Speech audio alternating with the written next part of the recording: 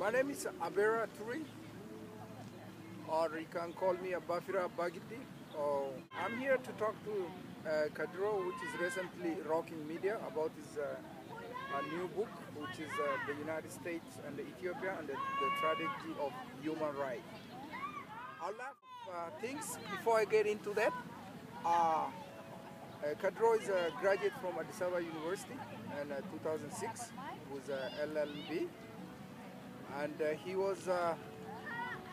he teach in the same university from 2006 to 2007, and he came to the United States in 2009. He earned his master's degree in international law. Now he had this book, which is one of the most. I read this book. It's one of the most greatest book I probably read. I'm trying to educate myself by reading any information I possibly could, and this one happened to be my lecture and one of the greatest books. I known Kadiro since 2009. He's one of the most brilliant people I've never had in my lifetime. I met a lot of people, and I have a lot of friends, but Kadiro happens to be one of the best friends of mine. So I welcome Kadiro to this show, and welcome Kadiro. It's a pleasure for having me. Thank you. Yeah. So my question for you is, I read this book, which is happens to be take my attention. And can you touch up a little bit, why it makes you to write this book, and why do you write this book? I think that is a very good question to start with. As you explained, I was a student at Addis Ababa University, and I graduated from there, and I was teaching in the same university. And I was very much interested and passionate about the issues of human rights, and whenever you just discuss about human rights, United States comes as a very example of human rights, and we teach about United States as the form of the government which is based upon a Declaration of Independence and the Constitution, and United States understood as a symbol of human rights.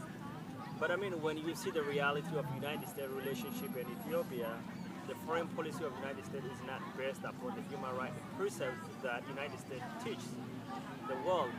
It is established actually on national security interests of the United States, in which United States provided Ethiopia with military support and financial support without any condition attached to it.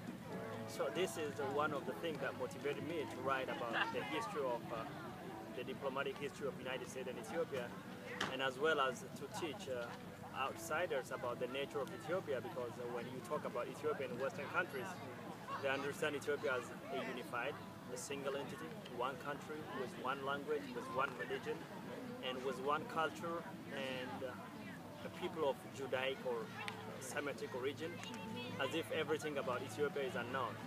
So basically why I'm interested to just write about this issue is to just clarify to the outsiders that Ethiopia is not something you imagine. Ethiopia is different. There are nations and nationalities and cultures and different languages, and not to the outside world. So what I want to write is to just bring different colors of Ethiopia into the view, so that United States would have a better informed policy, a human rights policy or a foreign policy that take into consideration that diversity and try to address the problems within the Horn of Africa. Yeah. So in Ethiopia, United States relationship, United States was a provider for Ethiopian ruling elites with weapons, with financial support and diplomatic support to just continue without any attachment.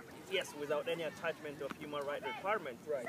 So the Ethiopian ruling class maintained and perpetuated the control as a result of financial and military as well as diplomatic support provided to them by the United States, believing that Ethiopia is always a homogeneous country in terms of language, in terms of ethnicity, in terms of religion, in terms of socioeconomic way, and in terms of every aspect. They assume that the Ethiopian people are very much homogeneous.